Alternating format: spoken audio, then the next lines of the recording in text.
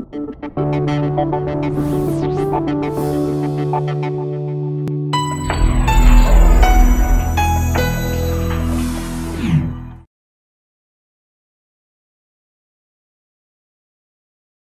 let's start your week with a reminder on real living, And I suppose the simple question would be, are you really living?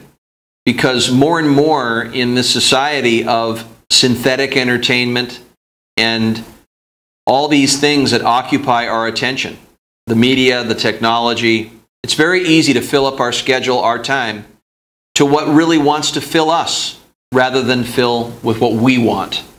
So more and more we're becoming outnumbered by the rush and the gush of this techno-tragic society, and we're becoming connected, but we're becoming disconnected. We're becoming disconnected at the dinner table. We're becoming disconnected with friends. I went out to dinner the other night with a couple of friends, and all I saw them doing was texting the whole time we were at dinner. And that missed a connection. There's a sense of intimacy that was lost. I see kids wanting to talk with one another, play, or go back to the way we used to connect, but they're so occupied by video games or all these other activities. In fact, there's so many, we could probably just lose our sense of ability to consider what matters or think or remember what really is important. So more and more we're landing in this pool of forgetting. What would be a retardant? What would be a restorative process to ensure that no matter what kind of fallout we have, that we remember who we are, we remember what we have in us, and we acknowledge at least what is in our life and actually looking at it, not partially but fully. We're talking about being present. And one thing I've done that I'd like to share with you is a really good quality process before bedtime. You know, bedtime is an interesting space. Probably an hour before you go to bed, it's best to turn off the television. Don't watch television at night. It's a training ground for distracting your mind. It's a way to get you into an ADD mindset. It trains you into how to make yourself bored and always look for stimulation. So when you don't have it, you're looking for stimulation instead of taking action on what's important. You just can't sit still. Practice intentional grounding. Find a stillness at night. It doesn't have to be a meditation. It doesn't have to be any of these key practices. It just can be sitting quietly and thinking about, considering 3 key questions. Here are the questions. What really struck me today? What really struck me today? In other words, what surprised me? Looking at my inventory of what arrived in my life, what was brought into my life, what really struck me today?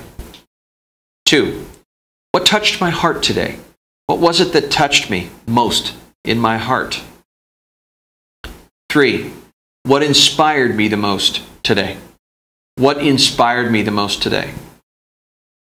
When I reflect on these 3 questions, I find that these answers are oftentimes the specks and the seeds out of which new ideas start to trend or tendril.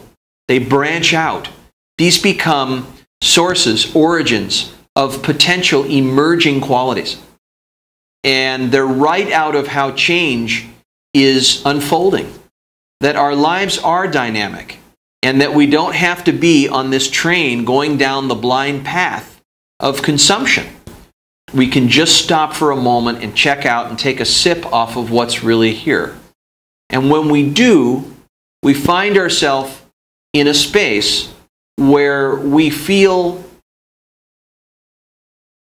connected.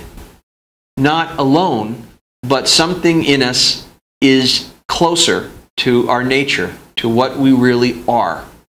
Ask the questions. Give yourself space after you ask them. This is very serious stuff.